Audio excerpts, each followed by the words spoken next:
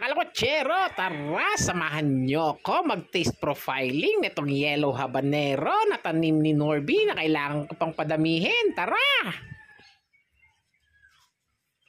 So, mga kalakotsero, ito nga pala yung yellow habanero. Ayan.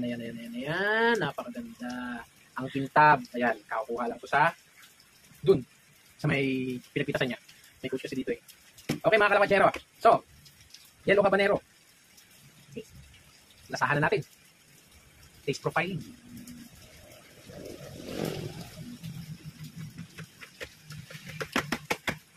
Punyetas anghang.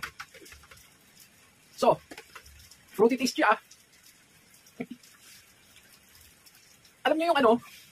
Yung bell pepper na malalaki. Yung pang restaurant, yung maraming gano'n ang pangalan bell pepper na yun, gano'n siya. Masyado siyang juicy. Kaya pumuputok talaga. Putok talaga.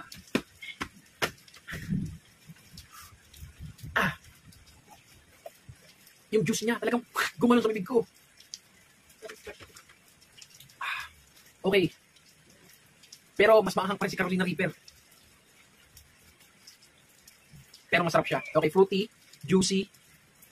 Yung panlasa ko sa kanya, yung alam mo yung bell pepper na malalaki, yung pang restaurant, yung ginagamit sa pizza. Ang tawag ko sa bell pepper na yun, nakalimutan ko, yung malalaki, yun. Yun na yun, sige na, tama na.